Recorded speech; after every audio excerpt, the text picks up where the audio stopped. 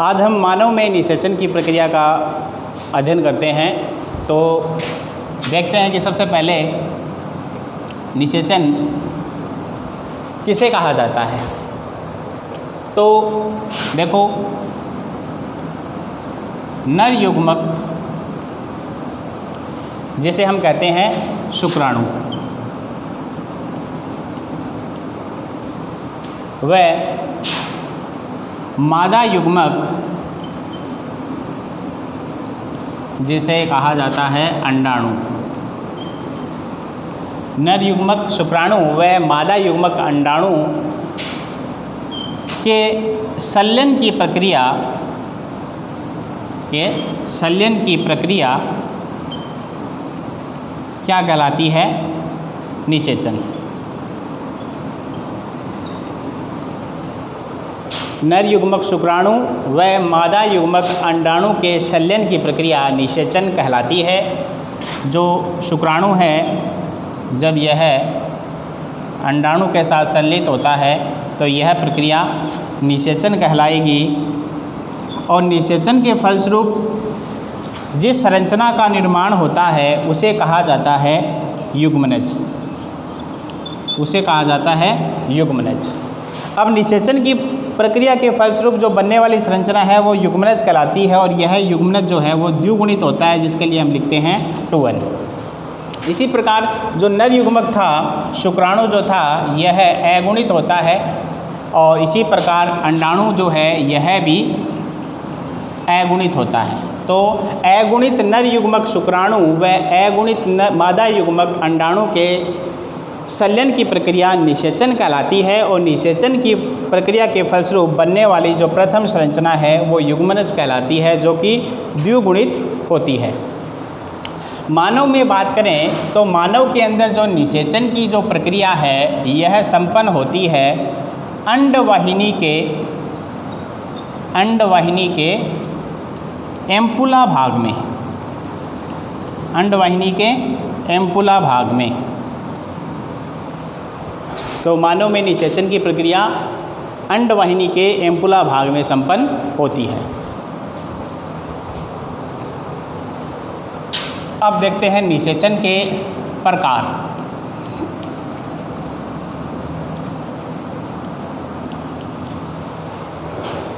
देखो, अभी हमने कहा कि नर युग्मक व मादा युग्मक के संलयन की प्रक्रिया निषेचन कहलाती है।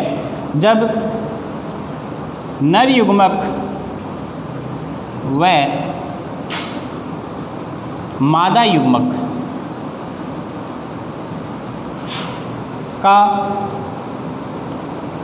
प्राक केंद्रक क्या हो जाता है, इनका संलयन जब हो जाता है तब वह प्रक्रिया कहलाती है युग्मक संलयन।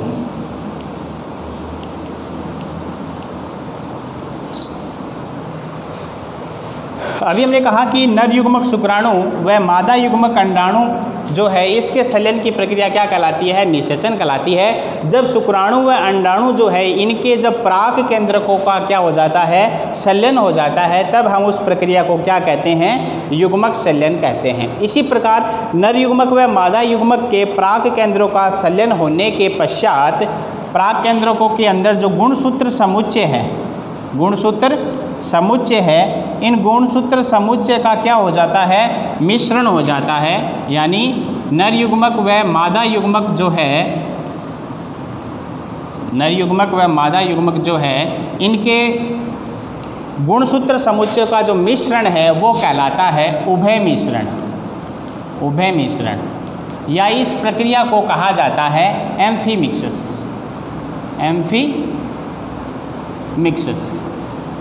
तो 3 डेफिनेशन हो गई इसमें। सबसे पहले तो बात की हमने निषेचन की। किसे कहा कि नर युग्मक शुक्राणु व मादा युग्मक अंडाणु के मिलने की प्रक्रिया जो है, संलयन की प्रक्रिया है, वो कहलाती है निषेचन।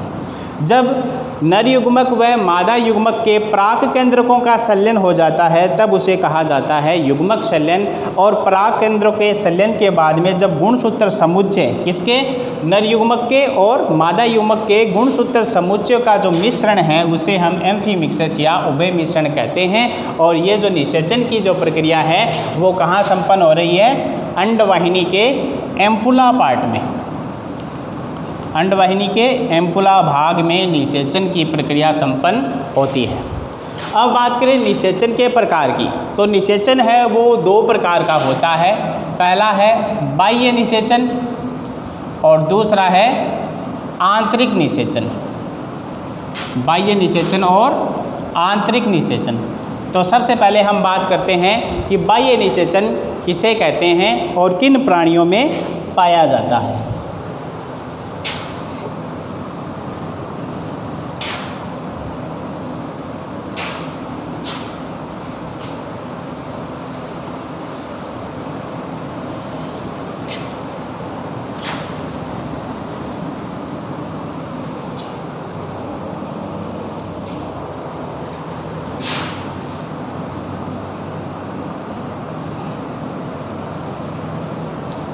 निषेचन के प्रकार हो गए। पहले बात कर लेते हैं बाह्य निषेचन।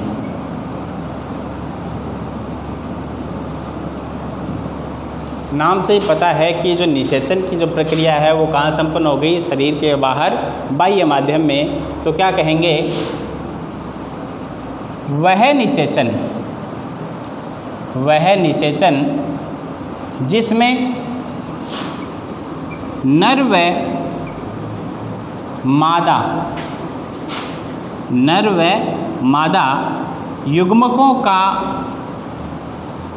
संलयन, वह निषेचन जिसमें नर व मादा युग्मकों का संलयन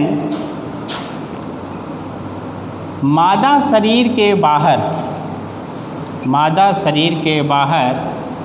किसी बाह्य माध्यम में क्या होता है, संपन्न होता है, या यह प्रक्रिया बाह्य माध्यम में होती है तो उसे हम क्या कह देंगे, बाह्य निषेचन। यानी निषेचन की वह प्रक्रिया जिसमें नर व मादा युग्मकों का संलयन मादा शरीर के बाहर किसी बाह्य माध्यम में संपन्न होता है तो वह बाह्य निषेचन कहलाता है। और जो बाह्य माध्यम होता है उसका कार्य कौन करता है, जल। तो बाह्य निषेचन की प्रक्रिया कहाँ पर संपन्न होती है, जल के अंदर संपन्न होती है। बाह्य निषेचन की प्रक्रिया की बात करें कि किन किन में यह पाया जाता है, तो जैसे कि बात करें उभयचर जो है जैसे कि मेंढक, या बात करें जैसे कि जो मछलियां हैं पीसीज वर्ग की जो सदस्य हैं मछलियां जैसे कि लेबियो, अधिकांश मछलियों में जैसे कि लेबियो मछली है इसमें बाह्य निषेचन देखने को मिलता है।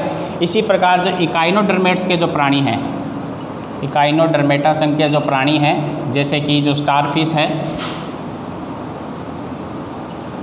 इन सभी के अंदर बाह्य निषेचन देखने को मिलता है। तो क्या कहेंगे कि वह निषेचन जिसमें नर व मादा युग्मकों का संलयन मादा शरीर के बाहर किसी बाह्य माध्यम में होता है तो वह बाह्य निषेचन कहलाता है। और बाह्य निषेचन में जो माध्यम होता है उसका कार्य कौन करता है, जल करता है। यानी नर जो है अपने युग्मक को किस में डालता है, जल में डालता है, और इन्हीं शुक्राणुओं के पास में जो मादा युग्मक है वो होते हैं। यानी जहाँ पर मादा युग्मक होते हैं वहीं पर नर युग्मकों को डाल दिया जाता है और जल में ही ये शुक्राणु व अंडाणु आपस में मिलते हैं और निषेचन की जो प्रक्रिया है वो संपन्न होती है। चूँकि निषेचन की प्रक्रिया जो है वो मादा के शरीर से बाहर हो रही है, इसी कारण यह बाह्य निषेचन कहलाता है। जैसे कि उभयचर प्राणियों में मेंढक है, मछलियों में जैसे लेबियो मछली है, और इकाइनोडर्मेट्स में जैसे स्टारफिश है, इन सभी के अंदर बाह्य निषेचन की प्रक्रिया देखने को मिलती है।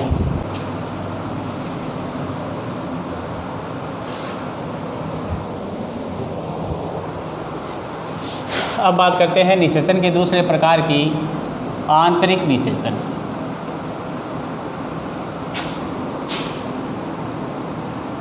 आंतरिक निषेचन, तो देखो आंतरिक निषेचन किसे कहते हैं। वह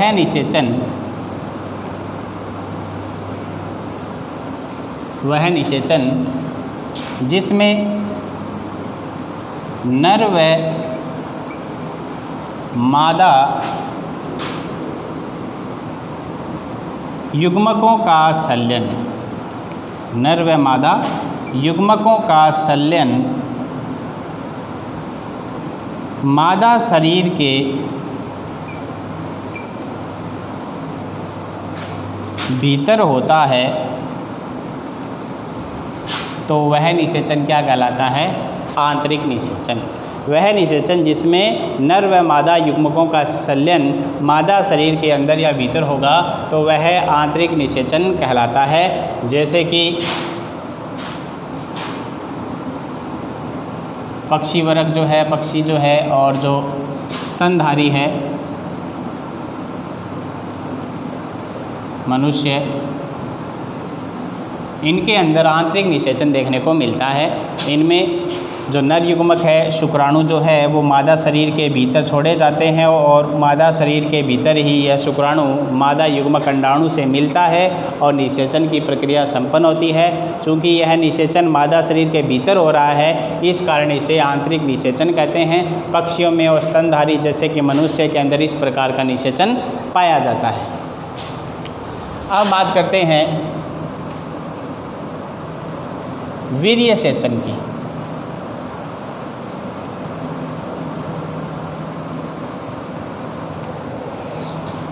तो देखो वीर्य सेचन किसे कहते हैं। सबसे पहले देख लेते हैं कि वीर्य क्या है। कि हमने पहले पढ़ा था कि नर का जो जनन अंग है, प्राथमिक जनन अंग जिन्हें हम वृषण कहते हैं, इन वृषण के अंदर शुक्रजनक नलिकाएं पाई जाती हैं और इन शुक्रजनक नलिकाओं में किनका निर्माण होता है? शुक्राणु का निर्माण होता है। शुक्रजनक नलिकाओं में शुक्राणु का निर्माण होता है।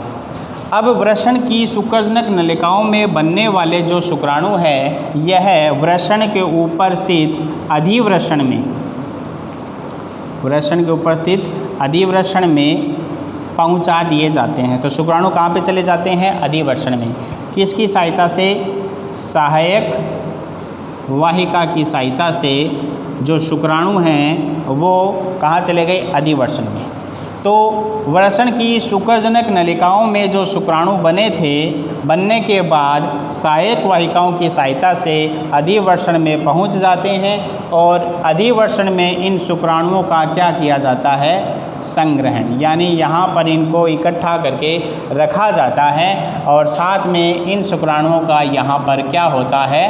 परिपक्वन, यानी जो मैच्योरेशन की जो प्रक्रिया है स्पर्म की वो कहाँ पर होती है? अधिवृषण के अंदर। फिर क्या है कि अधिवृषण से ये जो शुक्राणु हैं परिपक्व होने के बाद शुक्रवाहिनी में स्थानांतरित होते हैं, शुक्रवाहिनी में स्थानांतरित होते हैं और शुक्रवाहिनी से ये शुक्राणु जब नर की जो सहायक जनन ग्रंथियाँ होती है जिन्हें हम कहते हैं शुक्राशय, प्रोस्टेट ग्रंथि और जैसे कि काउपर ग्रंथि, ये नर की सहायक जनन ग्रंथियाँ होती है। जब शुक्राणु शुक्रवाहिनी से शुक्राशय, प्रोस्टेट ग्रंथि, काउपर ग्रंथि से गुजरते हैं तब इन ग्रंथियों का जो स्त्राव है वो किस में मिल जाता है? शुक्राणुओं में मिल जाता है।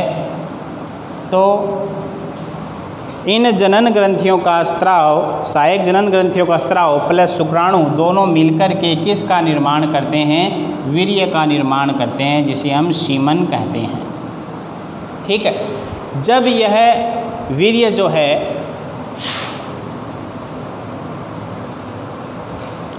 मैथुन की क्रिया के अंत में, जब मैथुन की क्रिया की जाती है उस मैथुन की क्रिया के अंत में जो वीर्य है यह मादा की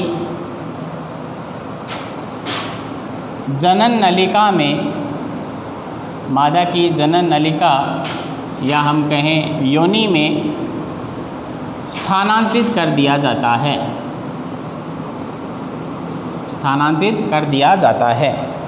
तो उस प्रक्रिया को क्या कहेंगे? वीर्य सेचन। तो वीर्य सेचन क्या है कि मैथुन क्रिया के अंत में वीर्य को मादा के जनन नलिका या हम कहें योनि में स्थानांतरित कर देना क्या कहलाता है? वीर्य सेचन। और वीर्य किसे कह रहे हैं कि जो शुक्राणु हैं और शुक्राणु के साथ नर की जो सहायक जनन ग्रंथियां हैं, इन सहायक जनन ग्रंथियों का जो स्त्राव है वह शुक्राणुओं के साथ मिलकर के वीर्य का निर्माण करता है। और मैथुन की क्रिया के अंत में यह वीर्य मादा की जनन नलिका या योनि में स्थानांतरित कर देना क्या कहलाता है?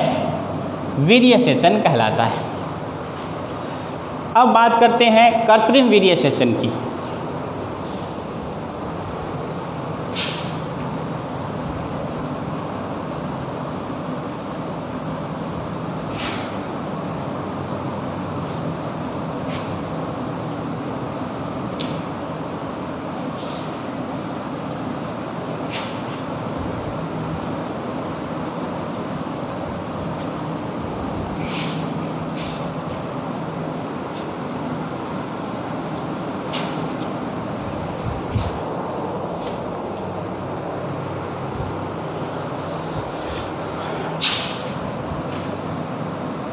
कृत्रिम वीर्य सेचन।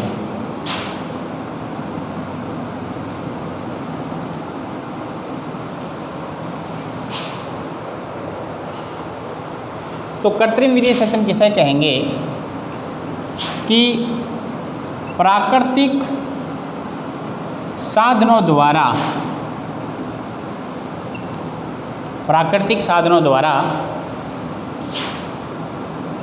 वीर्य को संग्रहित व परिरक्षित करके मादा जंतुओं के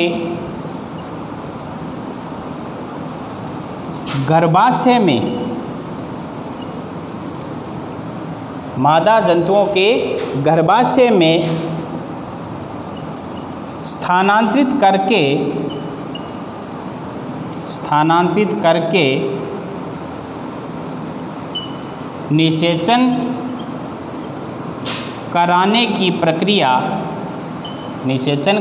की प्रक्रिया क्या कहलाती है? कृत्रिम वीर्य सेचन। यानी कृत्रिम वीर्य सेचन में क्या होगा कि प्राकृतिक साधनों के द्वारा वीर्य को संग्रहित किया जाएगा, परिरक्षित किया जाएगा और इसके बाद मादा जंतुओं के गर्भाशय में स्थानांतरित करके निषेचन की प्रक्रिया को संपन्न किया जाता है, तो उसे कृत्रिम वीर्य सेचन कहते हैं। तो कृत्रिम वीर्य सेचन में क्या होगा कि सबसे पहले इसके चरण की बात करें तो सबसे पहले कि जो योग्य जंतु यानी जो अपना वांछित जंतु है उन्नत किस्म वाला, उस योग्य जंतु से प्राकृतिक साधनों द्वारा क्या प्राप्त किया जाता है? शुक्राणु या कहें वीर्य को, योग्य जंतु से शुक्राणु या वीर्य को क्या किया जाता है? प्राप्त किया जाता है। ठीक है। तो सबसे पहले योग्य जंतु से जो अपना वांछित जंतु है उत्तम गुणों वाला, उस उत्तम गुणों वाले जंतुओं से हम शुक्राणु को प्राकृतिक साधनों द्वारा प्राप्त करते हैं। प्राप्त करने के बाद में क्या करेंगे कि जो प्राप्त शुक्राणु हैं, प्राप्त शुक्राणु या जो प्राप्त वीर्य है, इसमें हम क्या करेंगे कि जो शुक्राणु है इस शुक्राणु का परीक्षण करते हैं। शुक्राणु का परीक्षण करते हैं मतलब क्या है कि जो शुक्राणु है यह शुक्राणु मोटाइल है या नहीं, यानी जीवित है या नहीं। जीवित का मतलब क्या है कि इनमें अंडाणुओं को निषेचित करने की क्षमता है या नहीं। इस प्रकार से जो हमने वीर्य या शुक्राणु जो प्राप्त किए हैं उनमें उनका परीक्षण किया जाता है और परीक्षण करने के पश्चात इन शुक्राणुओं को या वीर्य को मादा के गर्भाशय में स्थानांतरित कर दिया जाता है, गर्भाशय में स्थानांतरित कर दिया जाता है और इस प्रकार से जो निषेचन की जो प्रक्रिया है वो क्या हो जाती है? संपन्न। निषेचन की प्रक्रिया संपन्न हो जाती है। अब कृत्रिम वीर्य सेचन है वो क्यों करवाया जाता है? कृत्रिम वीर्य सेचन करवाया जाता है कि जो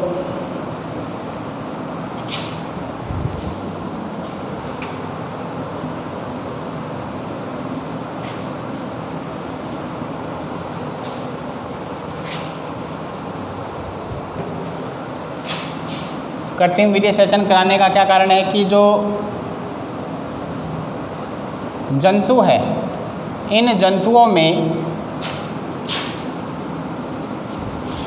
नस्ल सुधार हेतु, यानी पशुओं के अंदर जो नस्ल सुधार है, इस नस्ल सुधार हेतु क्या किया जाता है? कृत्रिम वीर्य सेचन किया जाता है। मतलब जो उन्नत गुण है, इस उन्नत गुण वाला जो नर है, नर जंतु जो है, नर पशु कहें, इस नर पशु के जो उन्नत गुण वाले शुक्राणु है वो मादा के जनन पथ में पहुंचा कर के निषेचन की प्रक्रिया को क्या करवाएंगे? संपन्न करवाएंगे।